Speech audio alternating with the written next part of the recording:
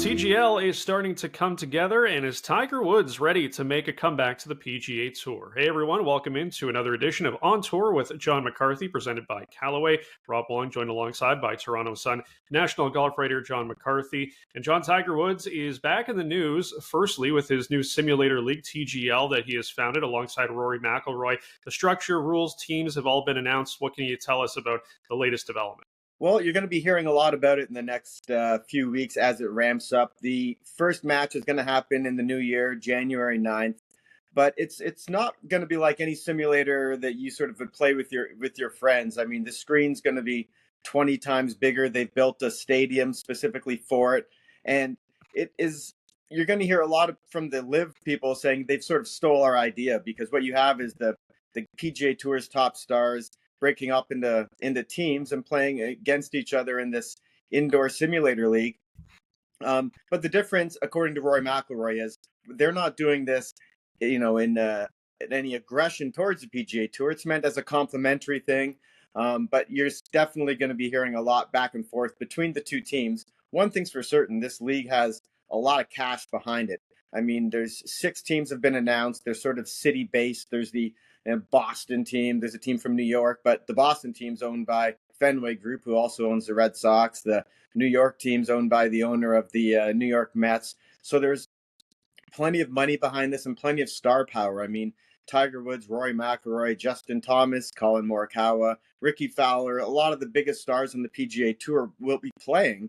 And then investing, you have Serena Williams, Lewis Hamilton. So they've really put together a who's who of sports ownership and sports stardom to try and get this thing off the ground. Whether it works, it's going to be interesting. Are people interested in watching even the world's best golfers sort of play indoors? But they're doing everything they can to make it interesting. One thing, they're actually using real grass. So they're going to be hitting off real grass, not off AstroTurf. They're going to be standing 20 to 35 yards away from the screen. So you're going to be seeing the ball in the air, before it hits the screen. And again, it's this massive screen. And I guess the biggest difference is it's going to be the short game inside 50 yards isn't going to be played into a simulator. They actually have built different greens in this little stadium they've built. So they'll be playing the short game area, for real. So it's going to be interesting. The format is there's 4 men on each team. 3 will play each week. It will be played Mondays and Tuesdays, beginning in January on ESPN in the States. Yet to be determined where it's going to air in Canada, but I'm sure it'll find a home somewhere. So the question will be, will people tune in to watch? And I think I'm of the belief that if Tiger Woods is playing, if he can't walk anymore and they can build a golf course around him, there'll be people that want to watch it. Yeah, Tiger Woods always bringing in eyes. He is the needle mover, of course. So he's going to be participating in the TGL, and I think everyone, Jon, is wondering as well, when will we see him back on the PGA Tour, if at all? How close do you think that's becoming a possibility with regards to Tiger?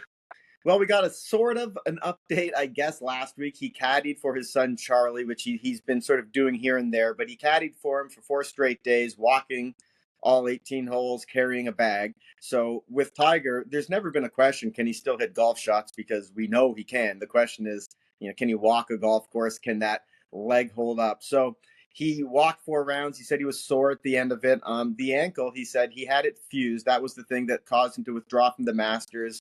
He was limping around there. He had the ankle fused to get rid of some arthritis that was caused from that terrible car accident he was in. He says the ankle's fine, but like when you fuse joints, the areas around it obviously get more stressed because you have less mobility. So he says he's dealing with a lot of that, sort of the pain's not in the ankle now, but the rest of the leg. So that leg's going to be a problem, for the rest of his career. But now with him walking and with him, he's going to be playing in this TGL league. So the eyes are on Tiger, and there's a few dates to look forward to. The first one is at the end of this month. That's his tournament, the Hero World Challenge in Bahamas. He's left 1 spot open, which, everybody reads into. That 1 spot could be the Tiger Woods spot if he's able to play. So that'll be the first date. If not there, mid-December is the PNC Championship. That's the father-son one that he likes to play with his son, Charlie. He's almost certainly going to play in that unless something happens, because he gets to ride a card. He plays with his son. So you can target that date. And then on the PGA Tour in mid-February, he hosts the event at Riviera. So he wants to play in that. And then, of course, come hell or high water, he's probably going to be teeing it up at the Masters in April. But the watch starts now, and it could be as early as later this month.